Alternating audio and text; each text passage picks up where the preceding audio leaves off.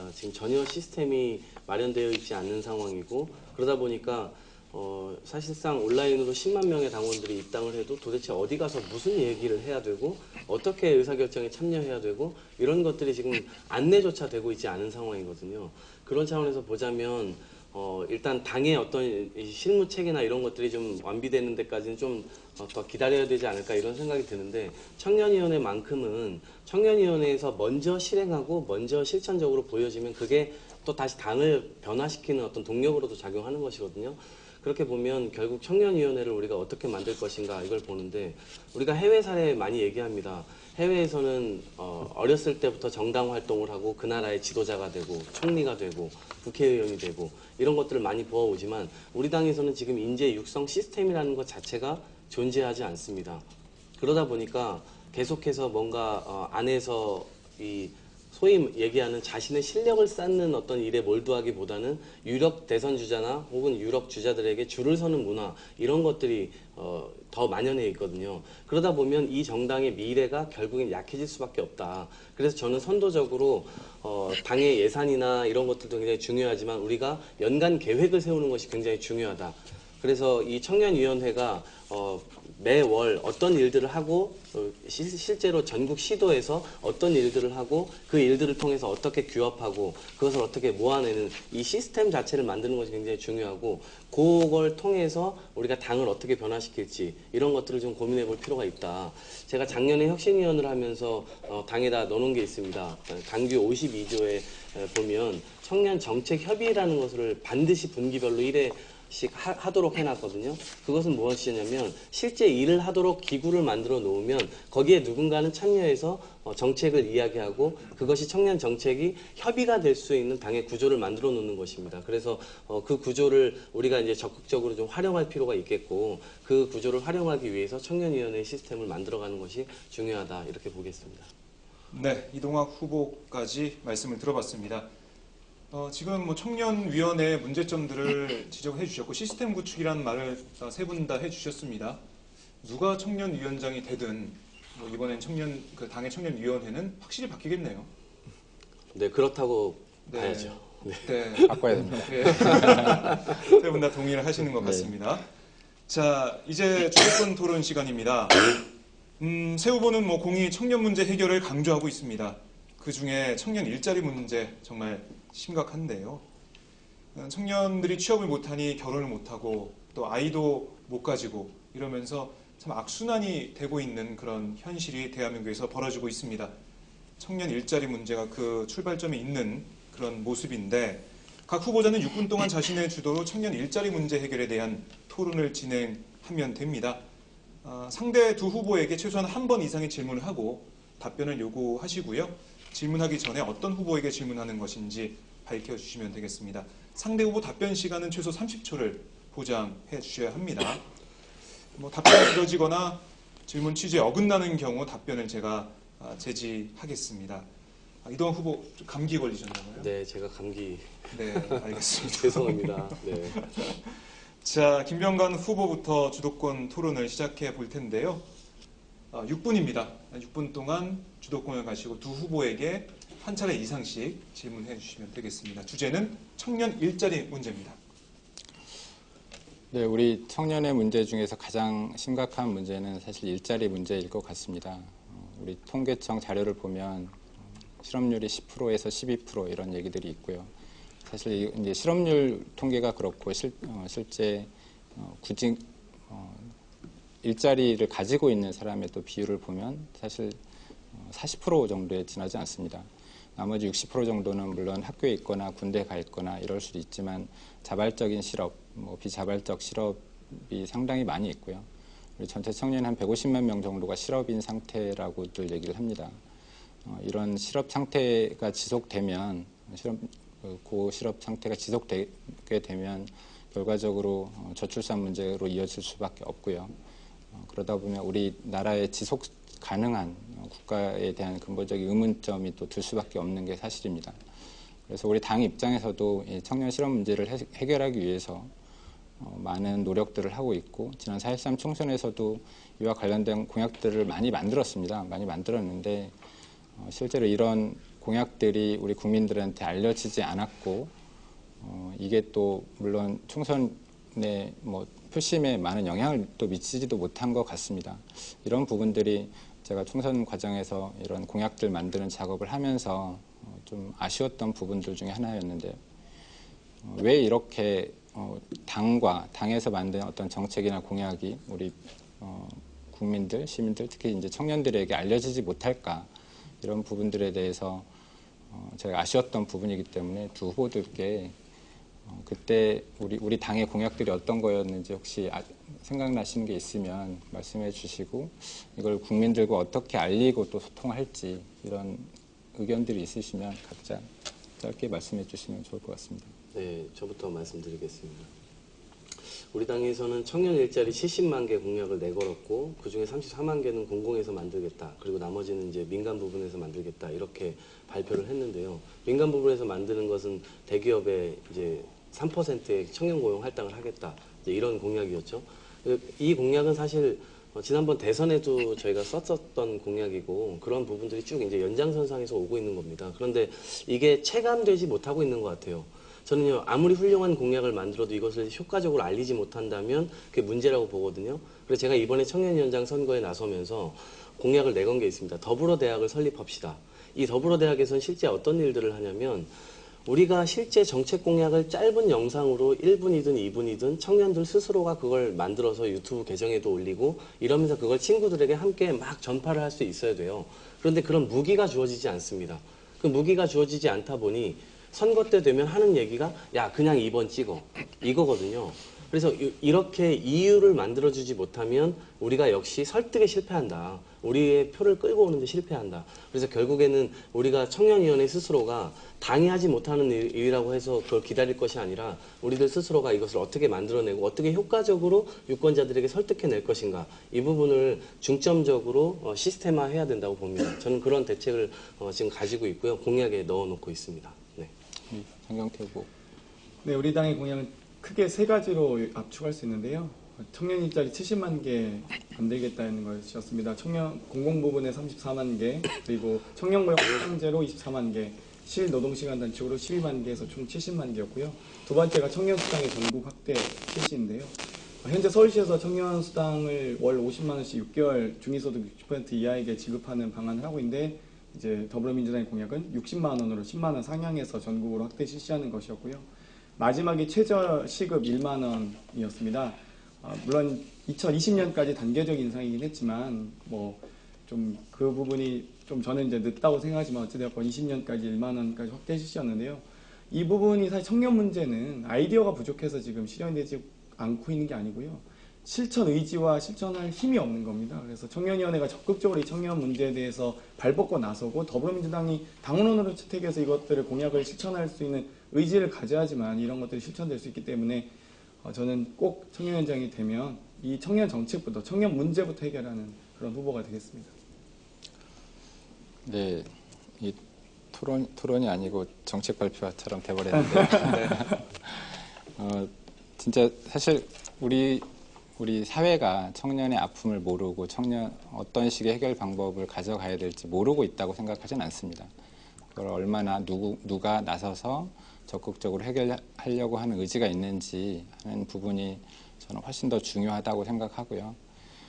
물론 이제 다른 두 후보들 마찬가지겠지만 우리 제가 청년위원장이 되면 청년위원장으로서 또 특히 청년 몫의 최고위원으로서 우리 당에서 좀 더 청년을 위해서 목소리를 내고 지금 당대표가 청년을 위해서 얘기할 수 있고 그리고 지금 지방자치단체에서 청년특보 제가 이제 공약으로 내건 것 중에 하나인데요. 지자체에서도 앞장서서 청년의 문제를 해결할 수 있도록 청년특보 제도를 만든다든지 하는 식으로 해서 우리 당이 좀 더 청년들에게 다가가고 일자리 문제를 해결할 수 있기 위해서 노력을 하도록 하겠습니다. 네, 잘 들었습니다. 그렇게 많은 공약이 있었네요. 지난 총선 때. 저조차도 잘 알지 못하는 그런 부분이 있었다라는 건 그만큼 잘 알려지지 않았다라고 볼 수 있을 것 같아요. 네, 알겠습니다. 이어서 이동학 후보 네. 주도권 토론 시작하시죠.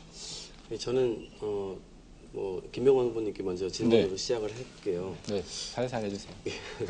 청년 일자리 70만 개라고 네네. 하는 게 네. 저는 이게 이제 선언적인 부분에서 끝내야 되는 것이 아니라 이제 실천까지 네. 가야 되는데 어떻게 실천 가능할지 예, 저는 사실 이 부분에 대해서 우리 당료들과 한번 토론을 해보고 싶거든요. 70개가 일단 저조차 설득이 돼야 되는데 저조차 설득이 안 되고 있어요.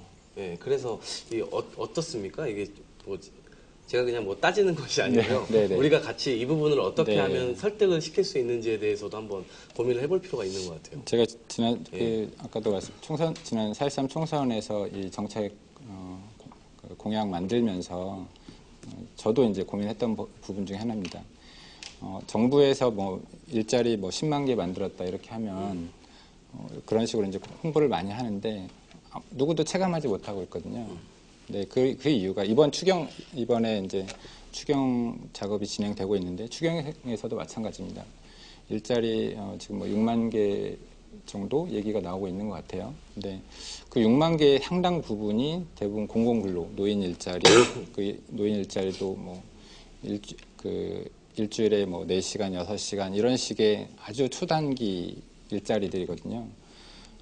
생활을 위해서 어떤 직업으로서 일자리를 만들어내지 못하고 있는 게 사실이고 지금까지 특히 이제 이명박 박근혜 정부 들어서면서 일자리를 만들었다고 하는 대부분의 일자리들이 그런 거다 보니까 국민들이 체감하지 못하고 있는 것 같고요. 근데 사실 제가 이제 많이 예를 드는 게 10만 개의 우리 대학 졸업생이 40만이 좀 넘습니다. 지금 1년에 40만 명이 넘는 대학 졸업자가 배출이 되는데요. 그 중에서 10만 개의 일자리를 매년 우리 청년 문제를 해결하기 위해서 정부에서 일자리를 만들겠다. 우리 당에서 공약하는 어떤 공공부문에서 공기업에서 추가적으로 10만 개를 만든다고 하면 연봉 3천만 원을 기준으로 하면 3조가 들어갑니다. 3조라는 돈으로 10만 개 일자리를 안정적인 일자리를 만들어낼 수 있거든요. 근데 지금 정부에서 하는 것처럼 정말 단기적인 일자리만 만들어내다 보니까 이런 70만 개 이런 것들이 좀 공허한 숫자처럼 들리는 것 같고요. 좀 더 구체적으로 네. 저는 충분히 만들 수 있다고 저는 생각합니다. 왜 이런 질문을 드렸냐면 제가 고민하는 거는 종합적으로 대한민국의 위기 상황에 빠져 있단 말입니다. 지금 저출산 고령화 문제이고 그다음에 나중에 가면 결국 지금 산업이 막 이제 무너지고 있는 상황에서 일자리가 계속 줄어가면 세금 낼 젊은이들이 줄어드는 겁니다. 저출산이기 때문에 지금 저희 세대 때만 해도 80만 명 넘게 태어났는데 지금 우리 아이들이 40만 명 태어나거든요. 반타작이 됐어요. 30년 만에. 그렇게 됐을 때 예를 들어 공공부문에 예를 들어 공무원으로 예를 들어 몇만 개의 일자리, 몇십만 개의 일자리를 만든다. 그러면 이게 결국에는 연금까지 연결되는 문제예요. 연금. 그럼 이 연금을 지탱할 수 있는가? 이런 부분들도 우리가 좀 종합적으로 좀 고민을 해봐야 되지 않을까라는 생각에서 그 질문 좀 드렸고요. 우리 장경태 후보님께는 저는 지금의 상황에서 일자리를 공공부문에서 만들어내는 것도 중요하고 그 다음에 대기업에서 3% 만들어내는 것도 중요하지만 한켠에 우리가 봐야 될 것은 이명박 정부에서 그 청년 뭐 인턴제 해가지고 140만 원짜리 뭐 인턴 많이 넣어가지고 했지만 뭐 저 한전이나 수자원공사 이런데 제 친구들이나 후배들 들어가서 일하는 거 보면 토익 공부하거나 혹은 그냥 물고기 밥 주는 업무 이런 걸 하거든요. 실제로 일자리가 나누어지거나 혹은 생산성을 좀 갖춰야 그게 일자리의 어떤 그 티오가 좀 생기는 것인데 실제 그냥 단순히 할당을 한다고 해서 기업의 생산성이 높아질 것인가 이 부분에 대해서는 좀 의문이 있거든요. 그러면 결국 기업을 설득하지 못한다.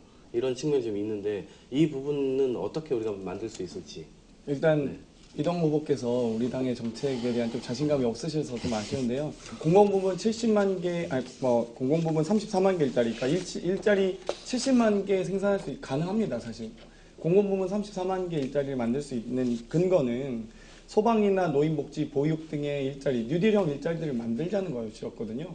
이미 2012년 문재인 대표 그러니까 후보 시절에 저도 청년정책 담당을 했지만 34만 개 일자리 사실 최소 근소치로 잡은 것이었고 만약 이 뉴딜형 복지 정책이 완성이 된다면 그 이상도 사실 가능한 문제였습니다. 그리고 두 번째 청년고용 할당제 24만 개도 사실 지금 공공부문에 대해서 3% 할당제가 되고 있는데 한 3분의 1 정도가 공공기관이 지금 지키고 있지 않거든요. 그래서 이 부분들이 만약에 대기업까지 확대돼서 5% 할당제로 확대 시행됐을 경우에 24만 개가 만들어질 수 있다 이런 부분이었고요. 아니요, 잠시만요. 예. 실노동시간 단축 제 같은 발언 경우도 시간이어가지고 그러면 제가 답변 제가 말씀드리는 거는 예를 들어 지금 보세요. 3분의 1밖에 시행하고 있지 않다. 이렇게 말씀하시잖아요. 공공부문조차 지금 말을 안 지키고 있어요. 근데 민간 부분에서 우리가 지키게 하겠다라고 그 법을 만들어서 하면 공공부문도 제어가 안 되는데 민간 부문을 어떻게 제어할 거냐. 이게 우리의 과제라는 겁니다. 제가 얘기하는 건 쉽죠. 정권의 의지에 따라서도 다른 것 같아요. 그러니까 예를 들어 공공부문이 안 지키고 있을 때 거기에 대해서 규제 조항이 없기 때문에 벌금 내고 그냥 공공기관은 끝나버리거든요. 정권에서 사실 청년 일자리 만들 의지가 좀 없다고 생각해요. 그래서 만약 만들도록 정확하게 강력하게 정권이 좀 규제를 한다면 공공기관 당연히 지킬 거고요. 대기업들의 사회적 책임도 이제 우리가 물어야 됩니다. 지금 산해보험 742조까지 가고 있는데 국가부채 1200조, 1300조 가는 시대에서 대기업에 대해서 우리가 이런 청년 일자리 만들어라고 규제하지 않는다면 그게 어떻게 우리가 더불어민주당이 집권하겠다는 의지를 보이겠습니까? 국민들에게는 그런 부분들을 강력하게 보여줘야 된다고 생각합니다. 네. 네, 이렇게 시간이 다 지나갔습니다. 조금씩 토론이 뜨거워지고 있네요. 이 토론의 장소처럼 뜨거워지고 있는데, 자, 끝으로 장경태 후보 주도권을 시작해 주십시오. 네, 저는 청년 일자리 문제 해결할 수 있다고 생각합니다. 그동안 청년 유니온, 민달팽이 유니온 등의 청년 단체들이 고민해서 만들어온 정책들, 그리고 메이페스토 청년협동조합 같은 청년 단체들이 청년 정책이 어떻게 실현되고 있는지를 잘 조사하고 분석하고 있다고 생각하는데요. 문제는 현재 정권과 정부 그리고 현재 대기업들이 의지를 가지고 청년 문제에 대해서 관심을 갖고 있지 않기 때문에 저는 이 부분에 대해서 정말 청년위원회라면, 더불어민주당의 청년위원회라면 더욱더 열심히 이 청년 문제에 대해서 관철시키도록 노력해야 된다고 생각하는데요. 먼저 이동환 후보에게 잠깐 질문드리겠습니다. 비정규직 임금 할증제 네. 공약을 하셨어요. 그런데 저도 이 부분에 대해서 대단히 좀 중요하다고 생각해서 불안정 고용수당이라고 해서 네. 비정규직에 대한 수당을 좀 인상하는 공약을 원래 했었는데요.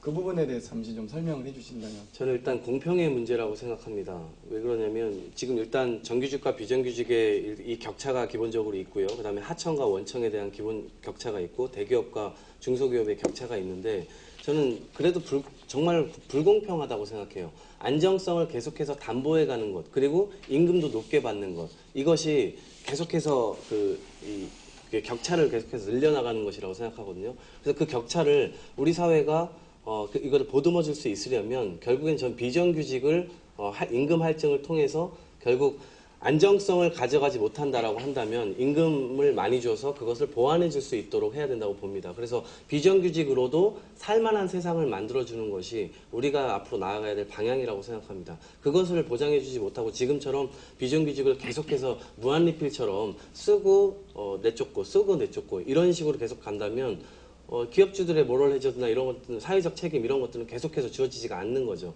그래서 그런 철학이 있고요. 그런 차원에서 보자면 어쩌면 이게 누군가는 또 어렵다 얘기할 수 있겠지만 저는 이것을 사회적 공평을 찾아가는 문제다라고 생각하고 이것을 계속해서 주장해 나가야 된다고 생각합니다. 사실 이제 그 비정규직에 대한 고용 안정성을 담보해주는 부분은 대단히 중요하다고 생각합니다. 소위 4대 보험이 보호받지 못하는 그런 사각지대에 계신 비정규직에 대해서 정규직보다 고용 안정성이 낮기 때문에 거기에 대한 임금을 더 쳐주는 이 법안은 사실 이미 북유럽에서도 많이 시행하고 있기 때문에 저도 이 불안정 고용에 대한 수당을 좀 더 추가해서 지급해야 된다는 점에 대해서는 대단히 공감하고요. 다음으로 김병관 후보에게 질문드리겠습니다. 현재 이제 방금 이제 CEO셨으니까 만약 대기업에 대해 현재 공공기관에 대해서 고용할당제 3%가 규정되어 있는데요. 민간 기업에 대해서 5% 할당을 했을 때 웹젠의 경우는 예를 들면 전체 총 직원 수 대비 5%라면 청년들에 대한 고용이 가능했을까요? 어떨까요? 뭐 저희 저희 업종 같은 경우는 뭐 거의 다 청년이기 때문에 사실 저희는 그런 문제는 없었고요. 네. 근데 이제 아마 어려운 영역도 분명히 있긴 할 겁니다. 있긴 하겠지만 그렇기 때문에 이게 그 청년 고용 할당이라는 법이 한시법으로 3년 한시법으로 만들어졌던 거고요. 지금 우리 청년들의 일자리와 관련된 고통들을 분담한다는 차원에서 한시적으로 어려울 수 있는 회사들이 있겠지만 같이 고통 분담하자 그런 의미에서 만들었던 거기 때문에 저는 같이 해야 된다고 생각합니다. 사회적 책임을 다한다는 의미에서. 네. 그래서 저는 사실 가계부채 지금 1200조, 국가부채 1300조 시대에 살고 있는 대한민국 국민보다 더 어려운 기업은 없다고 생각합니다. 그런데 기업들은 현재 산일보금 이미 1000조 넘어가고 있잖아요. 30대 대기업만 해도 742조입니다. 1년 동안 37조가 늘었습니다. 서울시 1년 예산 25조인데 서울시 1년 예산보다 12조가 많은 돈을 작년 한 해 동안 30대 대기업이 산일보금으로 쌓고 있습니다. 저는 여기 이 사회적 책임에 대해서 대기업에게도 저는 당연히 부과를 해야 된다고 생각하고요. 더불어민주당의 청년위원회가 일자리를 만들고 싶다면, 그 의지를 보이고 싶다면 기업과의 정말 관계와 소통을 통해서라도 어떤 방법을 써서라도 저는 이 부분을 관철시켜야 된다고 생각해서 일자리에 대한 질문을 드렸습니다. 네, 잘 들어봤습니다. 일자리의 문제에 대한 뭐 확고한 그런 신념이라 할까요? 이런 거는 새 후보가 다 있는 것 같습니다. 제가 들어보니까. 자, 두 번째 주도권 토론은 조금 다른 주제인데요. 이번 주제는 2017년 정권교체 관련된 질문입니다. 20대 총선을 보면 청년층의 투표율이 그전보다 높아졌습니다. 그러니까 지금 청년들을 만나보면 투표해야 된다, 정치에 무관심하면 안 된다, 이런 목소리를 저도 개인적으로 듣고 있는데 그만큼 내년 대선도 청년들의 선택이 큰 영향을 미칠 거라고 봅니다. 하지만 아시다시피 지금 뭐 청와대, 새누리당의 모습 보면 이번에 그 오찬 메뉴 때문에 많은 비판받고 있죠. 송로버섯. 네. 어떻게 생긴 건지 좀 한번 보고 싶은데 저도 그런 여러 가지 문제에 대해서 박 대통령의 경축사 관련된 여러 가지 비판도 들리는 게 사실이지만, 하지만 한편으로는 이정현 대표 체제로 바뀌면서 전기요금 누진제 개편에 들어갔다. 여러 가지 민생 이슈들이 이번에 이정현 체제가 되면서 바뀌는 거 아니야? 잘 되는 거 아니야? 이렇게 생각하는 분들도 있을 것 같아요. 그렇기 때문에 또 더불어민주당이 좀 이 수세에 몰리는 게 아닌가. 그리고 한편으로는 지지자분들한테 사드 문제 관련해서 당론 채택도 못하고 있고, 유경근 우리 아버님 무기한 단식 농성 들어간 것 아시죠? 그런 여러 가지 현안들에서 여소야대 전국에서도 제1야당이 제 목소리를 못 내고 있다, 이런 비판도 들리고 있습니다. 진퇴양난의 그런 포지션에 빠지는 게 아닌가라는 우려도 들리고 있는데, 자, 이 후보들께 주제를 드리겠습니다. 당 지도부가 되면 청년 측의 지지를 어떻게 얻을 것인지 그 전략에 대해서 토론을 해주시고요. 이게 어떻게 보면 청년 문제뿐만이 아니라 전체적으로 당 지도부의 한 사람으로서 내년 정권 교체를 위해서 당을 어떻게 혁신할 것인지, 이런 얘기도 될 것 같습니다. 자, 마찬가지로 6분씩 주어지게 되고요. 이번 주도권 토론은 이동학 후보부터 시작하겠습니다. 네. 저는 먼저 두 가지를 말씀드리고 시작하겠습니다. 첫 번째는 이 청년위원회가 실제 청년 곁으로 갈 수 있으려면 지금의 우리 당이 보여주고 있는 을지로위원회와 같은 활동들을 더 전국적으로 펼쳐야 된다고 생각합니다. 그것이 단순히 서울에 있는 청년위원장만이 움직이는 것이 아니라 시도당 청년위원회 위원장님들과 그다음에 지역에서 청년위원장을 하고 계신 지역 청년위원장님들까지 함께 그 지역에서 사태가 발생하면 그 현장에 가서 문제점들을 좀 짚고, 그 다음에 결국 그것을 당으로 가지고 와서 당에서 해결책을 내고, 이것이 매일매일 돌아갈 수 있어야 됩니다. 지역별로. 그럴 때 청년들의 마음을 살 수 있고 우리가 진정성을 알려줄 수 있는 것이죠.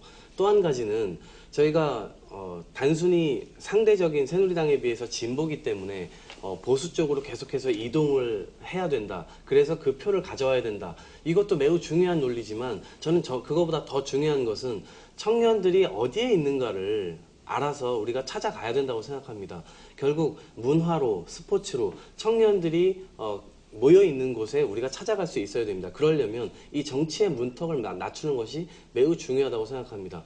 저는 신촌에서 신촌대학교라고 하는 것을 문턱 낮은 어떤 이 배움터를 만들면서 여러 가지 활동들을 하고 또 교육 활동들을 하고, 그리고 또 한 가지로는 결국 축제와 연결되어 있는 정책 행사들을 좀 하고 있었습니다.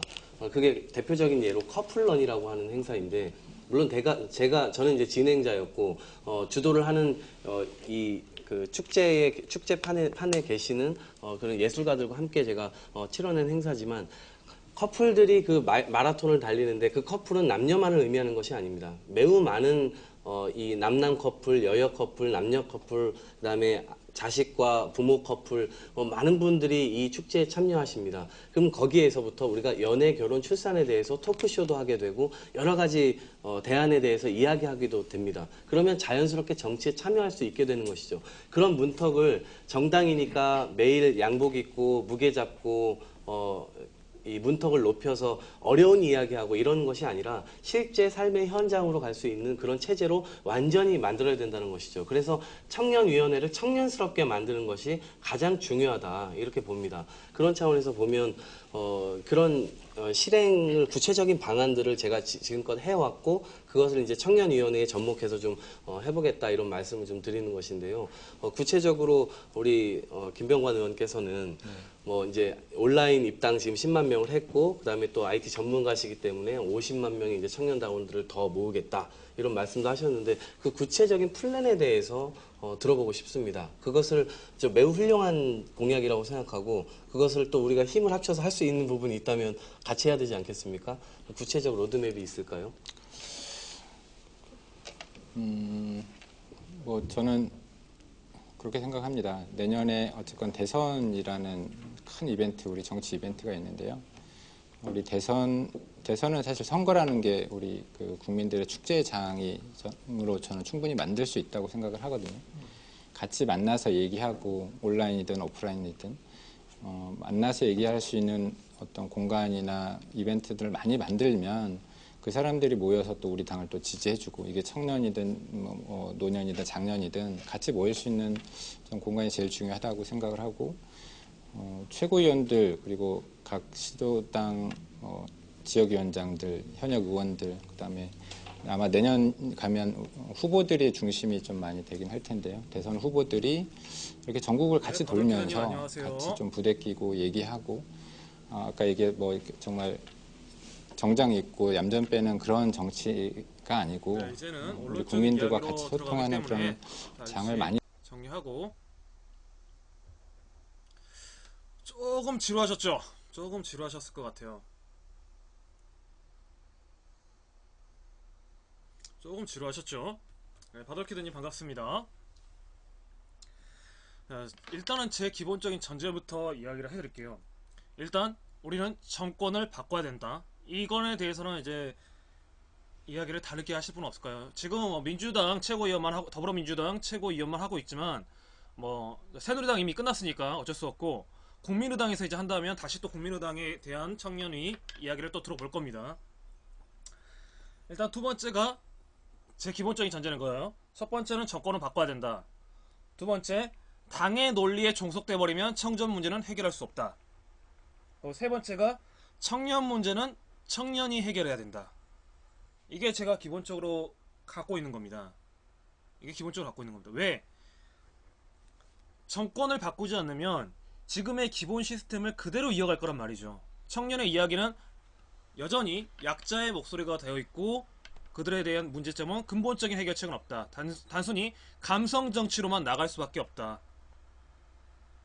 그러면 쉽게 말하면 이미 되어서 성과를 거뒀던 거, 예를 들어서 뭐 출산율이 높게 나온다든가 뭐 출산 정책, 이 정도의 소극적 정책밖에 되지 않는다. 청년 문제는 뭐가 있냐면 우리 보육 문제도 생기거든요. 보육 문제도 같이 건드릴 수가 있거든요. 예를 들어서 우리 누리집 아이들 보육교사 문제부터 해서 아이들 가르치는 유치원 문제들, 이런 문제도 같이 건들 수가 있어요. 그런데 이대로 가면 지금 어떻게 보면 박근혜 정부 이거 실패했잖아요. 그래서 수많은 갈등을 야기시켰던 거 있고, 그래서 보육원 같은 거 파업 선언도 했었고, 이런 것도 있으니까요. 그 다음에 당의 논리에 빠져버리면요, 결국은 그 당의 정치로 끌려갈 수밖에 없어요. 그러면 뭐냐면 당의 정치로 끌려간다는 말은 뭐냐면 청년의 목소리가 낼 수가 없다라는 겁니다. 기성 정치인들이 만들어놓은 판에 의해서 질질 끌려가게 된다. 그렇기 때문에 저는 청년 문제는 당의 논리를 벗어날 수 있는 플랫폼을 짤 수 있고, 이것들이 각 당으로 청년이를 압박하고 결국에는 당을 압박할 수 있는 플랜이 있어야 된다. 플랫폼이 있어야 되고, 세 번째, 청년 문제를 공감할 수 있는 것은 청년입니다. 결국은 청년입니다. 왜? 가장 절실하기 때문에. 그렇기 때문에 저는 솔직히 말해서 더불어민주당에서 45세로 청년을 제한한다. 청년 45세로 정한다는 데에서는 쉽게 납득할 수가 없습니다. 더 젊은 층으로 내려가야 됩니다. 2030 세대로. 지금 당장 자기 친구들이 그런 모습이 보이고 자기 후배들이 그런 모습을 보이고 있는 사람한테 저는 가야 되는 것이 더 현명하지 않을까라는 생각을 조심스럽게 하고 있습니다. 그래서 지금 김병각, 이동학, 김병태 각 후보들이 내세우고 있는 것 중에 공통된 것들이 하나가 있어요. 바로 조직 시스템 개편입니다. 다시 말하면 청년위원회가 위원장이 열심히 하면 청년위원회는 잘 돌아가는 것처럼 보이고 청년위원장이 열심히 하지 않으면 그야말로 무용지물인 지금의 시스템에서는 문제가 많다. 그리고 그것이 과연 있는지 기성세대라든가 아니면 청년들이 알고 있느냐. 단순히 10만 단권 모으고 50만 단권 모으고 해서 해결될 수 있는 문제는 아니다. 숫자가 많이 있는다고 해서 해결될 문제가 아니라 먼저 시스템을 구축한 다음에 사람을 모으는 게 더 현명하다. 저는 일단은 그렇게 생각을 하고요.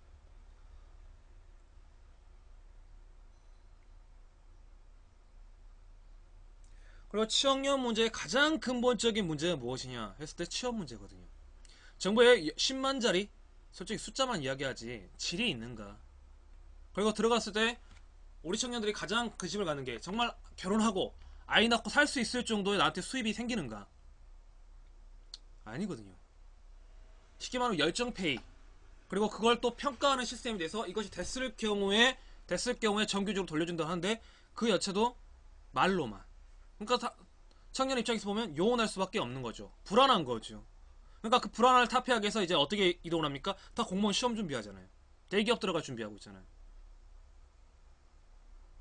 토익 시험 990점 만점에 970점 이상 맞아서도 막상 공기업 들어가면 뭐합니까? 방금 이야기한 것처럼 이동학 후보가 이야기한 것처럼 물고기에 밥 주고 있어요.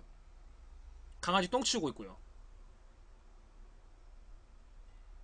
그러면 청년들 이야기합니다. 내가 뭐하러 이 짓을 했는지 모르겠다. 법무원 9급 법원직 시험을 봤던 친구 이야기를 들어보면 이런 이야기합니다. 그렇게 어려운 과목들 법과목 공부한 다음에 들어가서 법원 가서 뭔 일하냐. 하루 종일 풀 붙인답니다. 풀을 붙이고 있답니다. 서류 정리하고 있답니다.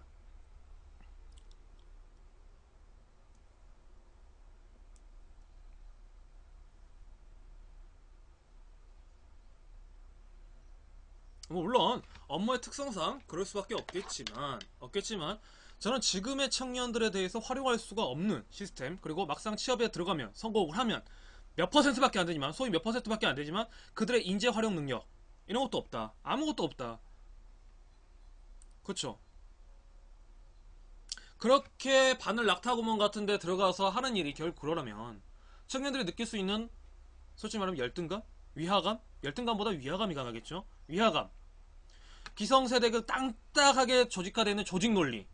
제가 얼마 전에 그 기분 나쁘다는 이유로 여러분한테 이야기했던 일이 있었죠.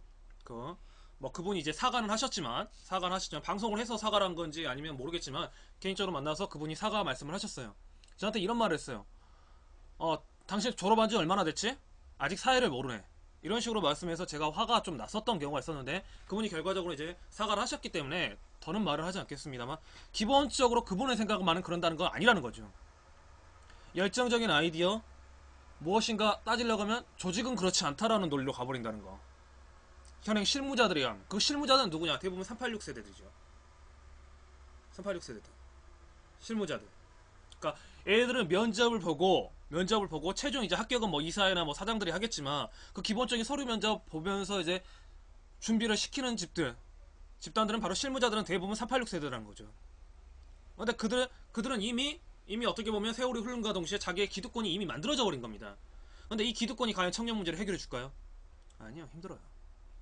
그렇기 때문에 청년 문제는 청년이 해결을 해야 된다. 지금 2030 세대들이 절박하기 때문에 해결해야 된다라고 보는 거죠. 그러면 아까 이동학 후보와 김병태 후보가 이야기했던데 말했던 거지 공통점이 뭐냐? 조직 개편 시스템. 다시 말하면 중앙당에서 어떤 논리가 있다면 그 번외적으로 플랫폼이 있고 그 플랫폼과 연계할 수 있는 지역 풀뿌리 네트워크가 만들어져야 된다. 근데 이 풀뿌리 네트워크는 더불어민주당의 저는 여기서 이제 좀 달라요. 이동학과 김병태 후보들이 이야기하는 거 좀 달라요. 이 당과만 연락하는 게 아니라 각 3당들과 연결할 수 있는 네트워크가 있어야 된다. 이렇게 봅니다. 그래서 만약에 새누리당이 있으면 민주당에도 응원하고 민주당이 안되면 국민의당에 와서 서로 견제하게 당과 당이 견제할 수 있게끔 뭘로? 정책으로 견제를 할 수 있게끔 만들어져야 된다. 그것을 누가 키워드를 갖고 있었다? 각 지역 청년위원장을 비롯한 청년단체가 갖고 있어야 된다. 그렇기 때문에 제가 지금 계속하고 있는 청년 네트워크는 지역주의를 기반으로 해서, 지역 이기주의가 아닙니다. 지역을 기반으로 해서 출범이 돼야 된다.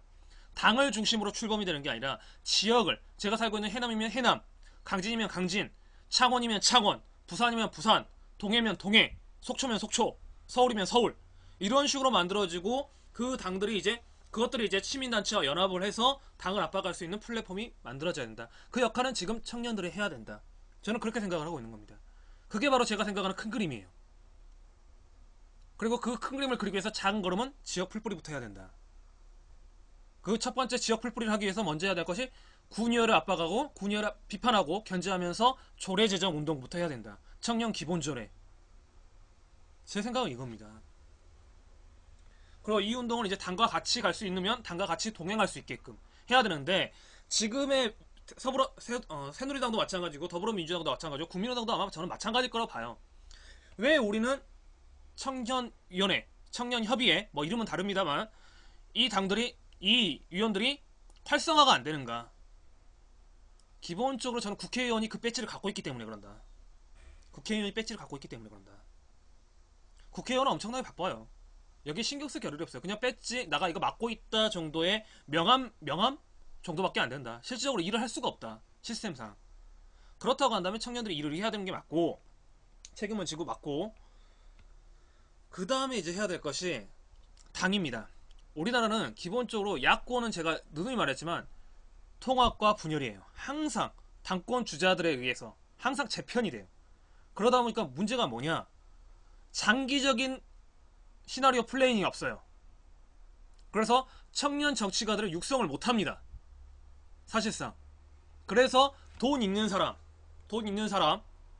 아니면 어느 정도 성공을 거둔 사람들, 무엇인가에 성공을 거둬서 쉽게 다시 말하면 돈이 있는 사람이죠. 결론적으로 돈이 있는 사람, 아니면 자기 집안에 정치가가 있는 사람들, 이런 사람들 중심으로 정치가 꺼진다는 거죠.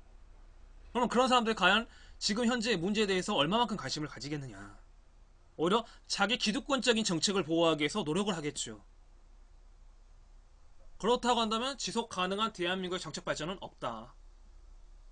오히려 부모 없고 가난한 애들도 당에 입당해서 차근차근 그 수업을 밟아나가면 그 정치를 할 수 있는 그런 시스템이 돼야 된다. 서구처럼, 독일애처럼, 또는 프랑스처럼, 또는 미국애처럼.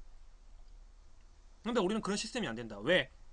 당권 주자에 의해서 언제든지 해체될 수가 있고 언제든지 분화될 수 있고, 민주당이 됐다가 열린우리당이 됐다가 또 더불어민주당이 됐다가 국민의당이 됐다가 정의당이 됐다가 통합진보당이 됐다가, 그렇기 때문에 결과적으로 그 당에 있는 사람들 뭐가 돼요? 대권 주자와 함께 어떻게든 연주를 달아보려고 별짓을 다 하죠. 그러면서 또 공천을 받아보려고 또 별짓을 다 하죠. 이런 시스템으로는 절대 아무 문제도 해결 안 된다. 청년 문제뿐만 아니라 서민 정책적인 문제도 다 안 된다. 저는 그래서 어떻게 보면 청년 문화, 이게 청년 조직을 다시 재편한다는 자체는 저는 이것이 하나의 물꼬를 트는 작업일 것 같아요. 아마도 3명 다 이거는 김병관 후보가 됐던, 이동학 후보가 됐던, 김병태 후보가 됐던 이 이야기는 공통적으로 깔고 있기 때문에 저는 그래서 뭔가 희망의 메시지는 봤어요. 희망의 메시지는 봤는데 이제 좀 더 지켜봐야 되겠죠. 왜? 저는 일단 민주당 당원이 아니에요. 저한테 선거권이 없어요. 아마 대다수 저는 청년들도 마찬가지일 거라고 그래요. 하지만 우리는 선거권이 없더라도 관심은 가져야 된다. 관심은 가져야 된다. 이 사람들이 무슨 말을 하고 있는지. 근데 일단은 들어볼 말 중에서 가장 기분 좋았던 게 조직 시스템 개편, 그리고 지역 청년위원들과 함께 할 수 있는 방안을 마련하겠다라는 거. 이거는 정말 저는 긍정적으로 생각이 됩니다. 그리고 희망을 조금은 읽었습니다. 그렇게 되는 게 맞다 라고 생각합니다. 여러분의 생각들은 좀 어떤지 궁금하기도 합니다. 청년 문제니까. 우리가 또 몰랐던 시스템 있죠. 당에는 이런 함정들이 있었다. 결국 그거죠. 기성 정치인들이 만들어 놓은 시스템대로 청년위원회 이제 문제가 되니까 하나 만들어 놓은 거, 쉽게 말하면 간판 하나 내놓은 거, 이 정도뿐이었다라는 거. 현실적으로는, 실무적으로는. 근데 이제 실무적으로 만들어 놓은 것을 이제 정말 실무가 되게끔 만들어 놓기 위해서는 조직 개편이 필요하다 라는 거. 그렇죠. 자, 이어서 그러면 이제 청년위원회 문제는 이 정도, 좀 길게, 방송 분량이 좀 길다 보니까 제가 할 말이 좀 많음에도 불구하고 좀 더 길게 하는 거는 무의미할 것 같고요. 우리 사드 이야기 좀 더 합시다.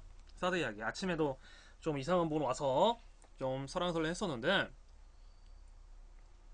바덜키드님은 지금 출근하는 중이시고, 오니삼천님, 네, 그리고 아타미의 추억님, 모모야님, 나가시지 않고 끝까지 들어주셔서 감사하고요. 지금 이제 사드 이야기 해볼게요. 혹시 사드에 관한 자신들의 어떤 생각들이 있으면 채팅 좀 해주세요. 같이 좀 이야기 좀 하면서 우리도 자료 찾을 거 있으면 좀 찾을게요. 아무래도 제가 청년 방송이 포커스다 보니까 청년 이야기가 조금 길게 오마이뉴스에 있는 것들을 좀 길게 가져갔던 것 같습니다. 여러분들 이야기할 거 있으면 좀 이야기를 해주세요.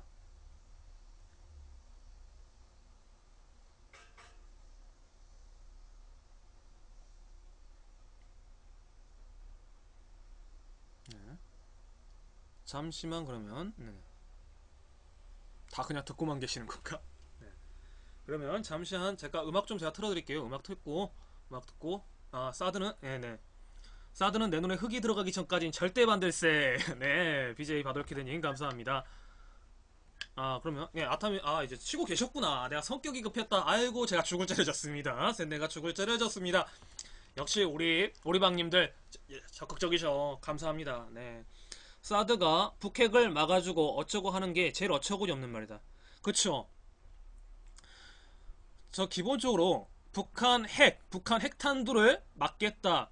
그런데 저는 기본적으로 이렇게 생각이 들어요. 북한이 미사일을 쏘면 몇천 발을 쏘겠죠. 정말로 전쟁이 나서 정말 전쟁이 막바지에 들어와서 미사일을 쏜다. 지금같이 한 방, 두 방 갖고 대한민국 위협 줄 정도로 이렇게 쏘는 게 아니라 그냥 진짜 경고 사격하는 것처럼 하는 게 아니라 진짜 전쟁이 나면 한 발만 이렇게 쏘진 않겠죠. 우리도 다련장 포가 있는 것처럼 여러 발을 쏘겠죠. 몇천 발을 쏘겠죠. 그런데 그거를 나는 사드 한 개 포대로 보완을 하면서 막는다는 그 취지도 일단 안 돼요. 그 부분도 잘 이해가 안 돼요. 그렇죠. 설령 북에서 핵을 쐈다고 봐요. 한반도 상공에 도달하는데 그걸 사드로 상공에서 맞추면 그렇죠. 그거죠. 그러니까 다른 나라 같은 경우 감도 그렇고 일본도 그렇고 다 바다를 끼고 하잖아요. 바다를 왜 끼겠어요? 공중에서 폭발을 시키면 그것이 바다로 떨어지게끔 만들겠다라는 거잖아요. 그런데 우리는 상공에 터져도 어때요? 육지로 떨어져요. 정말 웃긴 거라니까요. 상공에 터지면 핵이 아래로 안 떨어지나? 낙진이 안 떨어지나? 그러면 쉽게 말하면 영토도 수호 못해, 영해도 수호 못해, 영공도 수호 못해. 영토, 영해, 영권이면 주권인데 주권 상권 다 잃어버린다는 소린데.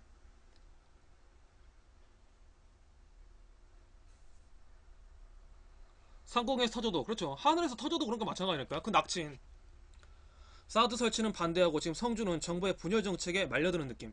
그런데 저는 이런 생각도 들었어요. 그러니까 장기적인 미래를 위해서 사드 반대는 대한민국 반대라는 성주 국민들의 운동은 맞는데 김한권 그 성주 군수부터 해서 군의원들이 왜 갑자기 돌아서면서 정부 발표에 끼어들었을까 하면 일단은 첫 번째는 말 그대로 정부의 분열 정책이 좀 먹혀들었다. 그런데 거기 그러면서 이제 쉽게 말하면 연민론을 들고 나옵니다. 이 연민론이라는 게 뭐냐? 성주에는 성주 국민들은 다 참여당사만 한 거 아니다. 자영업을 하시는 분도 있다. 쉽게 말하면 옷가게, 뭐 식당 이렇게 하시는 분들도 있는데 이 사드 배치 설치 이후 너무 이제 사람들이 반대의 여론이 들 거니까 자기네들은 조용히 있을 수밖에 없었다. 그런데 문제는 뭐냐면 우리 당장 지금 장사가 안 된다. 장사가 안 돼서 먹고 살기가 너무 힘들다. 이러면서 연민론을 끌고 나오는 거야. 전형적인 이제 분열 정책의 첫 번째 이제 감성 정치 중에 하나거든요. 이것도 감성 정치 중 하나거든요. 그러면 나 같으면 성주 군수가 이렇게 돌아설 것이 아니라 성주 군에서 거둔 세금이 있을 거 아니에요. 지방세가 있을 거 아닙니까? 그러면 그걸 지자체에서 지원을 해줄 수 있는 방안도 한번 의논을 해봐야 되는 거 아니에요? 장기적인 투쟁 방향이라면 급하게 돌아서서 정부 쪽의 분열 정책에 찬성해서 3부지 검토해 주십시오. 우리가 하겠습니다. 이렇게 갈 것이 아니라 이걸 갖고 군의원과 아니면 성주 투쟁위와 그리고 그 밖에 이제 다른 단체들과 해서 이야기를 하면서 장기적으로 끌고 갈 수 있는 방향을 마련하는 것이 현명한 지도자의 모습인데 그게 없었다.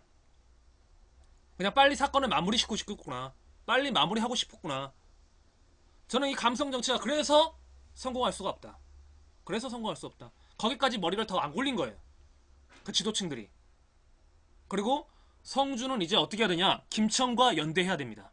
이제 김천 주민들이 결성이 됐어요. 위원회가 결성이 됐어요. 이미 일주일 전부터. 그리고 이번에 국방부 장관이 갔을 때도 김천 시민들이 와서 이제 이야기하려고 했는데 저지를 했답니다. 경찰 저지를 했답니다. 그래서 함께 이야기할 수 있는 그 공간이 없었는데 저는 이제 연대해야 된다. 성주, 김천 연대해야 된다고 봐요. 예. 일본 나가사키 상공 500m 상공에서 터트렸는데 다 죽잖아요. 그쵸? 결국 말하면 성주에 놓겠다는 것은 경상도 이쪽에 놓겠다는 지도 우리 전체적으로 다 위험이라는 거야. 서울 경기뿐만 아니라 마찬가지로. 그리고 또 다른 이야기가 뭐냐면 성주 그 성산포대에다 놓았을 때 정부 국방부의 입장이 뭐였냐면 여기가 최고였다. 더 이상 다른 데는 여기가 저기가 여길 수밖에 없었다. 최상의 정책이었다라고 이야기했어요. 그런데 뭐라고 그랬어요? 장소를 바꾸는데 골프장으로 해도 괜찮을 것 같다. 이런 식으로 이야기를 하고 있어. 그만큼 다시 말하면 지역 선정에서 이들이 얼마나 돌려막기를 했는지에 대한 반증이 여기서 나오는 거예요. 지역 돌려막기를 하고 있구나. 그러면 지역 여론은 끊임없이 분란을 일으키고 있구나. 이런 정책들, 이런 것들이 읽혀지는 거죠. 얼마나 그러니까 근거가 없는 거. 여기도 되고 여기도 되고 여기도 되네. 처음에 어디라고 했어요? 평택 이야기 나왔어요. 오산 이야기 나왔어요. 대구 이야기 나왔어요. 그렇잖아요. 그러다가 이제 성주까지 나온 건데 이제 성주에서 이제 하도 반발이 심하니까 성주 내에 다른 지역으로 하겠다 했는데 이제 그것이 김천과 가까워 버려. 설치는 사드는 성주에 설치하고 그 전자파는 김천을 건드려 버린 거예요. 그러니까 김천이 만들어진 거거든. 또 김천위원회가. 나는 기본적으로 사드는 대한민국에 설치돼서는 안 된다. 그 생각에는 동의할 수밖에 없다. 왜? 안전이 보장이 안 되잖아요. 안전이. 대한민국의 가장 기본적인 국가가 왜 있는데요? 국민의 생명과 재산을 보호해주게 있는 거 아니에요? 국가라는 게. 우리는 그거를 헌법적 가치로 만들었고. 그런데 사드를 배치한다는 거 이 헌법 자체의 위반이 되는 거예요. 그렇죠. 어딜 가든 간에. 이거는 지역 이기주가 아니에요. 내 재산을 지키고 싶은 거예요. 국민의 생명과 안전이라는 그 어떻게 보면 북한의 위협으로부터 막겠다는 그 자체가 그러면 솔직히 말하면 다수를 위해 소수는 희생해도 된다라고 생각하는 건데 저는 이것만큼 위험한 생각이 없다고 생각이 들어요. 다시 말하면 이 다수는 누구를 위한 다수이냐? 결국은 이 다수라는 건 허상이에요. 헛개비야. 이 다수는 결국은 그걸 설치함으로써 이득을 볼 수 있는 세력밖에 안 된다. 왜? 우리 북방 대북 확성기 설치할 때 뭐라고 그랬어요? 개성공단 폐쇄하면서 유비반 네벌레님 반갑습니다. 대북 확성기 설치하면서 뭐라고 그랬어요? 개성공단 폐쇄시키면서까지 북한의 고립과 우리의 안전을 위해서 그리고 북한의 분열을 하겠다. 뭐 이런 식의 발언이 있었지만 결과적으로 몇 개월이 지났습니까? 2월 후에 지금 8월인데 한 6개월도 안 지나서 대북 확성기 비리 터졌잖아요. 그럼 사드에는 비리가 없을까? 저는 의심이 든다 이거죠. 우리 무기 사업에서 비리 없는 게 없었어요. 지금까지. 비행기 전투기 들어왔을 때도 그랬고.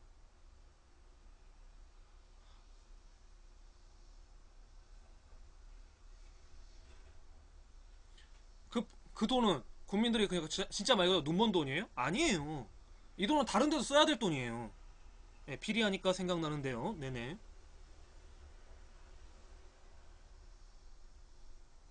네, 저 고민이 있는데 네, 즐겨찾기나 업 둘 중에 하나를 해주십시오. 예, 경찰 여름 하복 있잖아요. 경찰복만 아니라 군복도 마찬가지였고.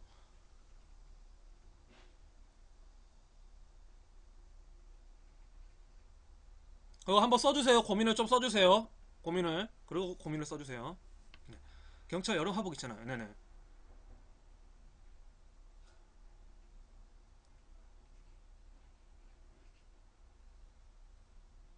맞아요. 경찰 여름 하복도 마찬가지. 그러니까 경찰 하복뿐만 아니라 군복도 마찬가지예요. 군복 이거 밀리터리복이라고 해갖고 만들었는데 그거 보면은 그것도 그렇고 애들 신는 군화도 그렇고. 네, 네 즐겨찾기나 업 해주셨나요? 즐겨찾기나 유비반 애벌레님 즐겨찾기나 업 해주셨나요? 그 둘 중에 먼저 하나 해주시고요. 그 다음에 고민 써주세요. 유비반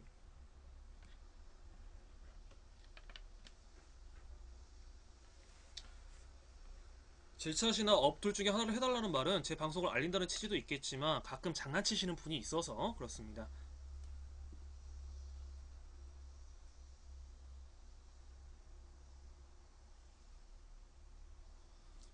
자 잠시만요. 제가 이번 달까지 근무하기로 말씀드렸는데 오늘 너무 가기 싫어서 무단퇴사 왔다. 지금 잠적 중인데 1일부터 22일까지 일한 거에 대해 급여는 받을 수 있겠죠. 급여 받을 수 있습니다. 다만 그쪽에서 아마 문제 제기를 할 거예요. 전화로 급여 주세요 하면 안 돼요. 전화로 급여 주세요 하면 안 되고 가서 정상적으로 얼굴 보고 급여 달라고 해야 돼요. 일단은 무단퇴사한 것은 본인의 실책입니다. 그런데 일한 만큼의 1일부터 20일까지 일한 것에 대해서는 급여 신청이 가능합니다. 왜? 그거에 대해서 계약서를 어떻게 썼던 간에 일단은 일한 만큼에 대해서는 만약에 안 된다면 노동청에 원고를 올리는 방법도 있고요. 노동청에 신고하는 방법도 있어요. 자세한 이런 이야기는 노동청과 상담하는 게 제일 좋고 아니면 청년 유니온이라는 집단이 있어요. 민달팽이 집단, 민달팽이 유니온 이런 부분과 상담하면 좀 더 자세하게 상담을 받을 수 있을 겁니다. 돈은 받을 수 있어요. 돈은 받을 수 있어요. 중요한 건. 그런데 일단 개인적으로 그 업주와 사업주와 통화를 하셔야 될 거예요. 전화 통화하고 만나야 될 거예요. 그리고 무단퇴사하는 거는 어떻게 보면 책임감이 없는 거죠. 본인이.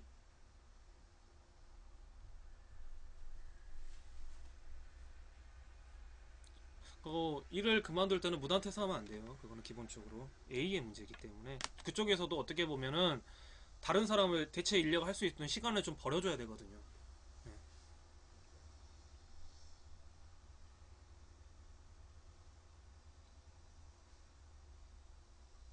근데 제가 저번에 지각했을 때 사장님이 말씀하시기를 이번 한 번은 봐줄 테니 다음에 또 늦게 일어났을 때 아무 말도 하지 말고 출근하지 않아도 된다 하셨거든요. 그래서 오늘 저 출근 안 하게 됐다. 말이 그런 거죠. 말이 그런 거죠. 말이.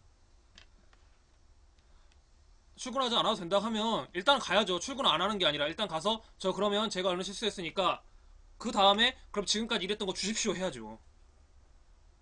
지금까지 출근하지 않아도 된다 해서 출근 안 하는 게 어딨어요. 그것은 세상에 그렇게 하는 데가 어딨어요. 그거는 이제 화가 나니까 지각을 하니까 그렇게 이야기했을 수가 있는 거고 그건 이제 그 상황에 따라서 이제 다른 거니까. 진짜 나오지 말라고 한 거면 진짜 나오지 말라고 하더라도 일단 나가서 내가 이때까지 일한 거는 그럼 받아야 될 거 아니에요. 그렇죠. 저도 그래요. 저도 같이 일하는 사람이었고 후배가 많이 늦으면 저도 엄청 뭐라 그래요. 너 다시 나오지 마 이런 식으로 말을 해요. 그거 누구나 그래요. 그거는 사회에선 그렇게 친절한 사람이 없어요. 응.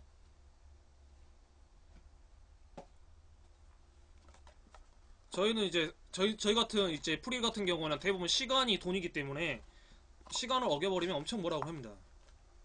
그 욕도 하고. 예.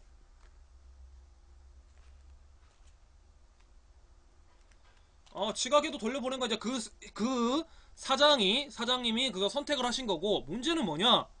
그러면 이제 말할 수 있는 게 유급휴가예요. 일단 내가 왔잖아요.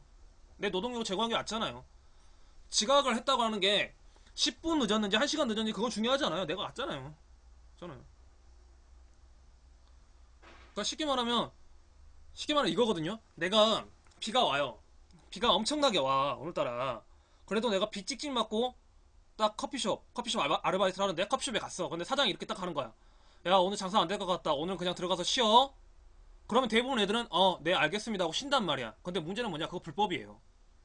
그날 했던 일은 줘야 돼요. 돈을 줘야 돼요.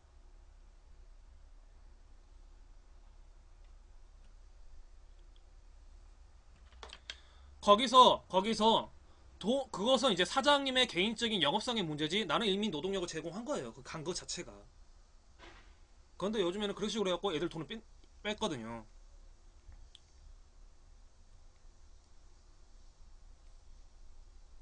그렇죠. 마음 떠난 건 둘째치고 이제 급여를 확실하게 받으세요. 그리고 1년 이상 그리고 거기 사업장이 만약에 5인 이상이면 5인 이상 사업주를 갖고 있다가면 퇴직금까지 받을 수 있습니다. 노동청에 신고하면 1년 이상 일하면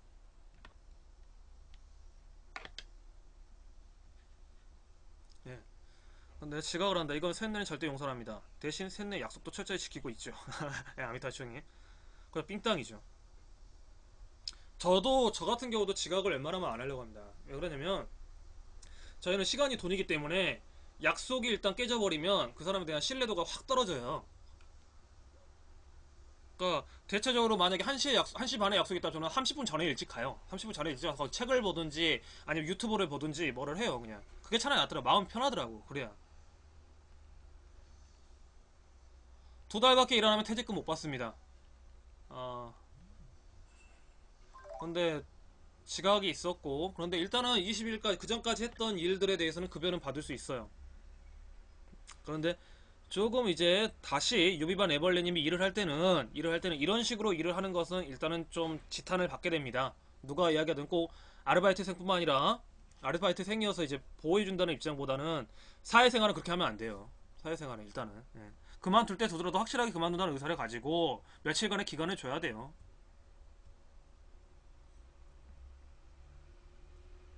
예, 아타미니의 추억님 대단하십니다. 15년 직장 생활했는데 한 번도 지각 안 했다.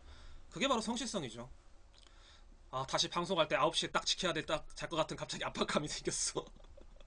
요새 9시에 계속 못 지키고 있는데 9시 반 이쯤 돼서 하는데 예. 달라고 말 안 하는데 굳이 들어오겠죠? 안 들어옵니다. 굳이 안 들어옵니다. 왜요? 뭐가 아쉬워서요? 안 줍니다. 어느 사람이요? 한 번 지각했는데 오지 마라고 그렇게 깐깐한 사람이요? 급여를요? 저 안 준다 안 준다 안 준다에 저는 생각합니다. 안 준다에 제가 요구를 해야죠. 전화해서 확실하게 요거 제가 이러이러해서 사장님 말씀대로 해서 저는 이제 그만두겠습니다. 확실하게 이야기하고 급여 지금까지 했던 거 주십시오. 만약에 안 주겠으면 뭐 안 준다 안 준다 뭐 하고 막 싸우기도 할 거예요. 감정적으로. 원래 일 그만둘 때 좋게 끝나는 경우가 거의 없어요. 근데 어쨌거나 이제 그만두기는 마음 먹었으면 될 수 있으면 가능한 좋게 푸는데 만약에 돈을 안 주겠다 하면 이제 노동청 이야기를 하는 것밖에 없어요. 예.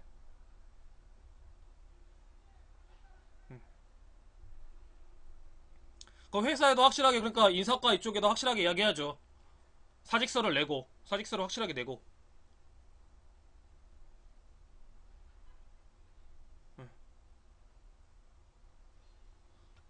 레스토랑 회사에 소속돼서도 결국 최종 권한은 사장에게 있어요. 사장이 주지 말라고 하면 안 주는 거예요. 그것도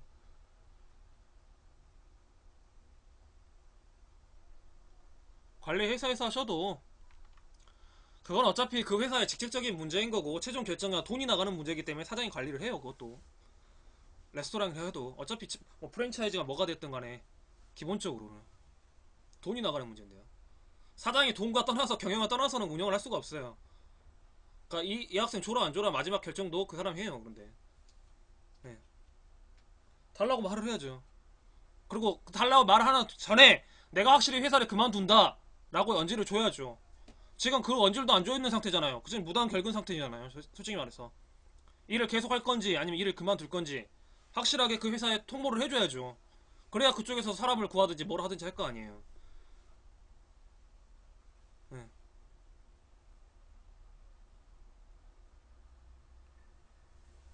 지금 어떻게 보면 유비반 에벌레님의 그 일로 저는 솔직히 이런 생각이 들어요. 저 옛날 학원 할 때 그런 게 있었거든요. 갑자기 이제 무단 결근 하는 사람 있으면 나머지 사람들이 엄청 고생해요. 그 사람 목까지 일을 해야 되니까. 전 갑자기 그 생각이 들어요. 지금 솔직히 말해서.